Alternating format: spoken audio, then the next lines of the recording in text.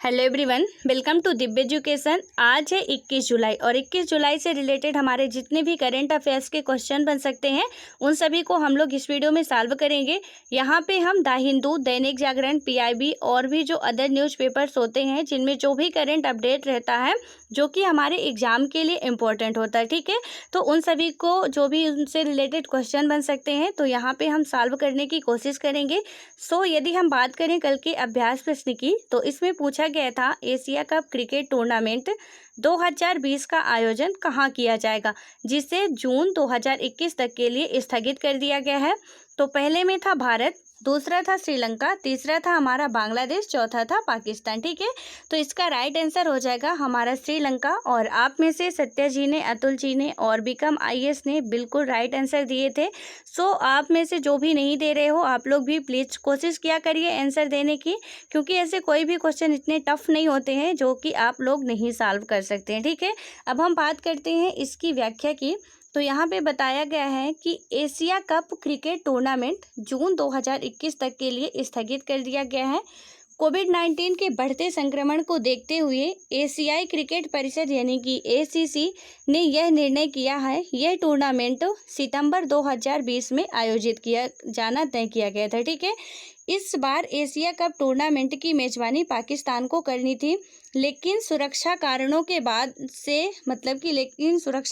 से बाद में इसे श्रीलंका में कराना तय किया गया था, ठीक है। पहले तो पाकिस्तान को करनी थी, लेकिन कुछ सुरक्षा कारणों की वजह से श्रीलंका में कराना तय किया गया था। अब बात करें हम आज के अगले क्वेश्चन की, जो कि आज का पहला क्वेश्चन है। तो यहाँ पे पूछा गया है कि प्रधानमंत्री नरेंद्र मोदी के सोशल साइट ट्विटर पर 6 करोड़ फॉलोवर के साथ निम्न में से किस स्थान पर पहुँच गए हैं। तो बात करें, पहला है चौथे में, दूसरा है दूसरे में, तीसरा है तीसरे में और हमारा चौथा है पांचवें में, ठीक है। तो इसका राइट आंसर हमारा हो जाएगा तीसरे स्थान पर मोदी जी ट्विटर में पहुंच गए हैं। अब बात करें यहाँ की इसकी व्याख्या की, यदि हम बात करते हैं तो इसमें बताया गया है कि सोशल मीडिया प्लेटफॉर्म ट्विटर पर प्रधानमंत्री नरेंद्र मोदी जी को फॉलो करने वालों की संख्या बढ़कर 6 करोड़ हो गई है। भारतीय जनता पार्टी ने इस पर कहा कि मोदी ट्विटर पर सर्वाधिक फॉलो किए जाने वाले भारतीय हैं। पीएम मोदी सोशल मीडिया के जरिए जनता से सीधा संपर्क साधने के लिए जाने जाते हैं। मोदी जनवरी 2009 में ट्विटर पर आए थे और वह 2354 लोगों को फॉलो करते हैं। सितंबर 2019 में प्रधानमंत्री मोदी के 5 करोड़ फॉलोवर थे, ठीक है। उसके बाद हम बात करें नेक्स्ट क्वेश्चन की। तो यहाँ पे पूछा गया है कि यूएई ने जापानी स्पेस सेंटर से हाल ही में किस मिशन को लॉन्च किया है। तो हमारा पहला है होप मार्स मिशन, दूसरा है गो मार्स मिशन, तीसरा है निक मार्स मिशन और हमारा चौथा है होल मार्स मिशन, ठीक है। तो इसका राइट आंसर हमारा हो जाएगा होप मार्स मिशन। उसके बाद इसके यदि हम व्याख्या की बात करें तो यहाँ पे बताया गया है कि सऊदी अरब अमीरात यानी कि यूएई का पहला मंगल मिशन सोमवार को जापान से लॉन्च हो गया है। यूएई के इस प्रोजेक्ट का नाम होप मार्स मिशन दिया गया है। यह अरब का पहला अंतर्ग्रहीय मिशन है और इस मिशन में कोई इंसान नहीं गया, ठीक है। और इसके बाद हम बात करें तो यहाँ पे बताया गया है कि जो ये होप मिशन भेजा गया है इसमें अभी तक कोई भी इंसान वहाँ नहीं गया है। इससे पहले क्या था कि होप मिशन 15 जुलाई को प्रक्षेपित किया जाना था, ठीक है, लेकिन खराब मौसम के कारण प्रक्षेपण 5 दिन टाल दिया गया है। इस मंगलयान को फरवरी 2021 तक मंगल पर पहुंचाना है, जब यूएई अपनी 25वीं वर्षगांठ मनाएगा, ठीक है। उसके बाद 25वीं नहीं 50वीं है। उसके बाद हम बात करें नेक्स्ट क्वेश्चन की। तो यहाँ पे हमारा अगला क्वेश्चन है, अंतर्राष्ट्रीय शतरंज दिवस निम्न में से किस दिन मनाया जाता है। तो पहला है 10 मार्च को, दूसरा है 15 अप्रैल को, तीसरा है 16 जून को और हमारा चौथा है 20 जुलाई को, ठीक है। तो इसका राइट आंसर हो जाएगा हमारा 20 जुलाई को। उसके बाद हम इसके व्याख्या की यदि बात करें तो बताया जा रहा है कि अंतर्राष्ट्रीय शतरंज दिवस प्रतिवर्ष 20 जुलाई को मनाया जाता है। 20 जुलाई 1924 को अंतर्राष्ट्रीय शतरंज संघ यानी कि FIDE की स्थापना की गई थी। 20 जुलाई को अंतर्राष्ट्रीय शतरंज दिवस के रूप में मनाने का सुझाव यूनेस्को द्वारा दिया गया था। 1966 से प्रतिवर्ष 20 जुलाई को अंतर्राष्ट्रीय शतरंज दिवस के रूप में मनाया जाता है।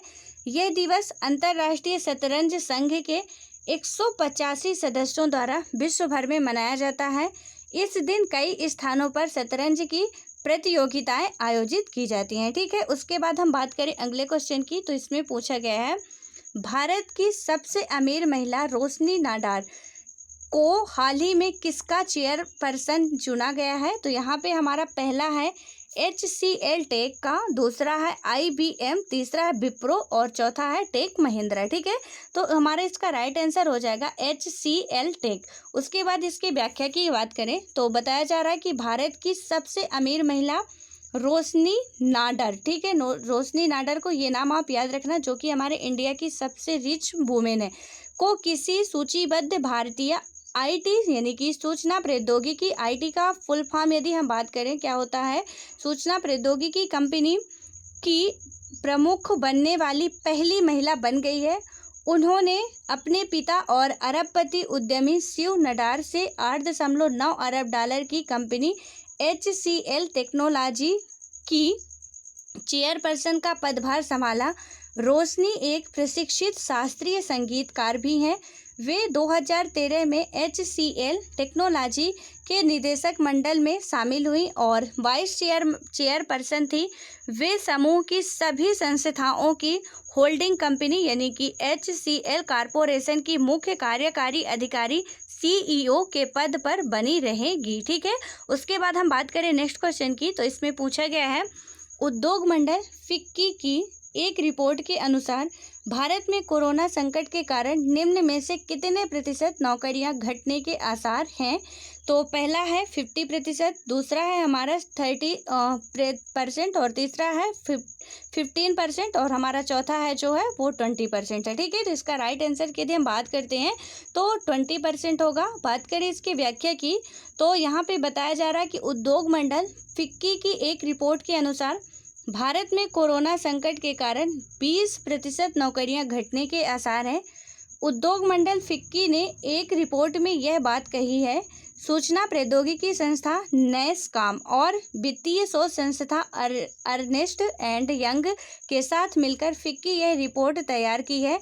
इस रिपोर्ट में कहा गया है कि वाहन क्षेत्र में 10 से 15% और कपड़ा क्षेत्र में 15 से 20% नौकरियां इस दौरान खत्म हो सकती हैं। ठीक है, उसके बाद हम बात करें नेक्स्ट क्वेश्चन की, तो हमारा अगला क्वेश्चन है किस IIT संस्था ने इनक्यूबेटेड स्टार्टअप के साथ मिलकर एक पोर्टेबल हॉस्पिटल यूनिट तैयार किया है।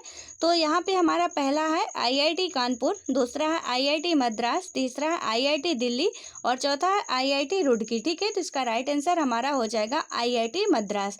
उसके बाद इसकी व्याख्या की बात करें तो यहाँ पे बताया गया है कि IIT मद्रास ने इनक्यूबेटेड स्टार्टअप के साथ मिलकर एक पोर्टेबल हॉस्पिटल यूनिट तैयार किया है। इसे 2 घंटे के अंदर 4 लोगों की मदद से आसानी से कहीं भी लगा सकते हैं। फोल्डेबल पोर्टेबल अस्पताल को मेडिकैब नाम दिया गया है, जिसमें डॉक्टर का कमरा, एक आइसोलेशन रूम, एक मेडिकल रूम, वार्ड और एक ट्विन बेड ICU शामिल है। इस पोर्टेबल हॉस्पिटल की मदद से स्थानीय समुदायों में कोविड-19 के रोगियों का पता लगाना, स्क्रीनिंग करना, उन्हें अलग करना और उनका इलाज करना जैसी सुविधाएं मिलेंगी। ठीक है, उसके बाद हम बात करें नेक्स्ट क्वेश्चन की, तो हमारा अगला क्वेश्चन है हाल ही में किस राज्य सरकार ने वेस्ट टू एनर्जी नामक एक पहल के तहत राज्य में उत्पन्न कचरे से बिजली बनाने का फैसला किया है। तो पहला है हमारा बिहार, दूसरा है पंजाब, तीसरा है उत्तराखंड, चौथा है झारखंड। ठीक है, तो इसका राइट आंसर हमारा हो जाएगा उत्तराखंड। उसके बाद इसके यदि हम व्याख्या की बात करें तो उत्तराखंड पर्यावरण संरक्षण और प्रदूषण नियंत्रण बोर्ड के अनुसार इस कचरे में 5 मेगावाट बिजली पैदा हो सकती है और प्रदूषण पर अंकुश लग सकता है। इस योजना का उद्देश्य पहाड़ी प्रदेश में ठोस कचरे के निपटान के लिए लैंडफिल की अनुपलब्धता की समस्या को हल करना है। राज्य सरकार के आंकड़े के मुताबिक पहाड़ी राज्य में हर दिन 900 टन कचरा पैदा होता है। ठीक है, यहाँ पे आपको एक क्वेश्चन है आप लोगों के लिए, उत्तराखंड की कैपिटल क्या है, उसके सीएम और गवर्नर कौन है, ये आप लोग बताओगे। ठीक है, उसके बाद हम बात करते हैं यहाँ पे अगले क्वेश्चन की। तो इसका अगला क्वेश्चन है, इंडिया ग्लोबल वीक यानी कि 2020 वर्चुअल सम्मेलन का आयोजन हाल ही में किया गया था। इस सम्मेलन के संदर्भ में निम्न में से कौन सा या से कथन सत्य है। ठीक है, तो यहाँ पे यदि हम बात करें पहले स्टेटमेंट की, तो इसमें बात की गई है, पहला स्टेटमेंट जो है, प्रधानमंत्री नरेंद्र मोदी इस सम्मेलन का उद्घाटन किया था। दूसरा स्टेटमेंट हमारा कहता है कि इस सम्मेलन का जो विषय या थीम की बात करें तो be the revival India and a better new world था। और हमारा तीसरा स्टेटमेंट है, आत्मनिर्भर भारत अभियान पर नेवर सीन बिफोर कार्यक्रम का आयोजन किया गया। ठीक है, तो यहाँ पे हमारा पहला हो जाएगा केवल एक, दूसरे में है केवल दो, तीसरे में केवल एक और तीन, और चौथे में एक, दो और तीन। ठीक है, तो इसका राइट आंसर हमारा क्या हो जाएगा, एक, दो और तीन, यानी कि तीनों ही स्टेटमेंट राइट हैं। जो क्वेश्चन हमारा था इंडिया ग्लोबल वीक 2020 वर्चुअल सम्मेलन हुआ था, तो इसके बारे में हमको बताना था कि कौन से कथन सत्य हैं। तो यहाँ पे मोदी जी ने क्या किया था, इसका उद्घाटन किया था। और इस सम्मेलन की जो थीम है आप इसको नोट कर लेना। ठीक है, तो यहाँ के पे इस सम्मेलन की जो थीम होगी we the revival India and a better new world था।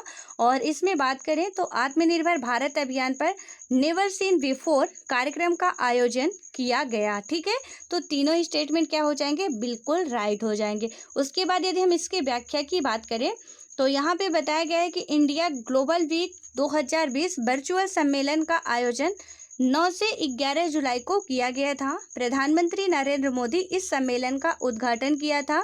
प्रधानमंत्री के अलावा इस आयोजन में भाग लेने वाले अन्य गणमान्य वक्ताओं में विदेश मंत्री डॉक्टर एस जयशंकर, रेल एवं वाणिज्य और उद्योग मंत्री पीयूष गोयल, ब्रिटेन के विदेश मंत्री डोमिनिक राब और गृह सचिव प्रीति पटेल, भारत में अमेरिकी राजदूत केन जस्टर और अन्य शामिल थे। ठीक है, उसके बाद हम बात करें अगले क्वेश्चन की।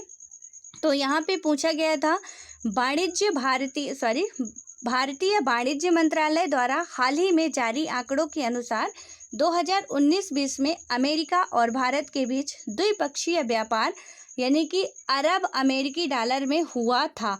तो यहाँ पे हमारा पहला हो जाएगा कि 55.50, दूसरा है 64.25, तीसरा है 73.25 और चौथा है हमारा 88.75। ठीक है, तो इसका राइट आंसर हमारा हो जाएगा 88.75। इसके बाद हम इसके व्याख्या की बात करें यदि, तो वाणिज्य मंत्रालय के आंकड़े के अनुसार 2019-20 में अमेरिका और भारत के बीच द्विपक्षीय व्यापार यानी कि 88.75 अरब अमेरिकी डॉलर रहा, जो 2018-19 में 87.96 अरब डॉलर था। ठीक है, उसके बाद हम बात करें अगले क्वेश्चन की।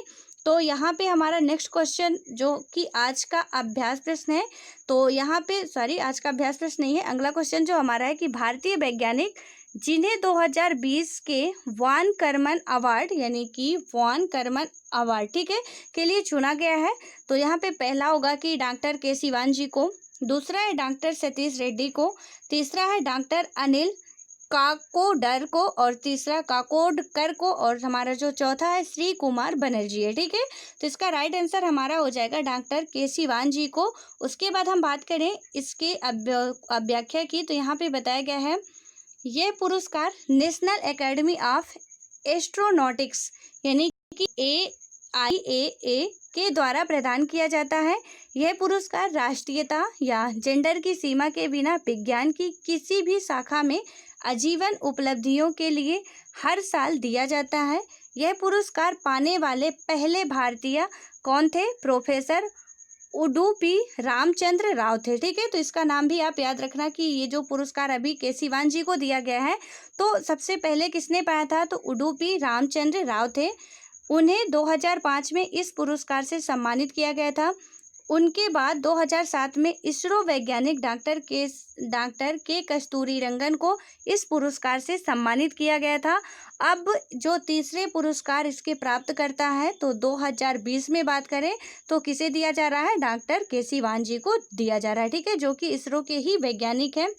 उसके बाद हम बात करते हैं अब आज के अभ्यास प्रश्न की। तो यहाँ पे पूछा गया है निमोनिया के उपचार के लिए पहली स्वदेशी वैक्सीन न्यूमोकोकल पॉलीसैकेराइड कंजुगेट को विकसित किया गया है। तो इसका मतलब किसके द्वारा विकसित किया गया, ठीक है, यहाँ पे ये बताना है। तो पहला था भारत बायोकॉन, दूसरा था सीरम संस्थान, तीसरा था भारत बायोटेक, चौथा था लिप लुपिन लिमिटेड, ठीक है। तो इसको हम लोग सॉल्व कर चुके हैं। सो आई होप कि आप लोग इसका राइट आंसर बताने की ज़रूर कोशिश करोगे और इस वैक्सीन का नाम भी आप याद रखना तथा संस्था का भी नाम याद रखना कि इसमें कौन सी संस्था ऐसी है जो कि इस वैक्सीन का निर्माण किया, ठीक है। सो मिलते हैं नेक्स्ट वीडियो में, तब तक के लिए bye bye, all the best. आप सभी पढ़ते रहो।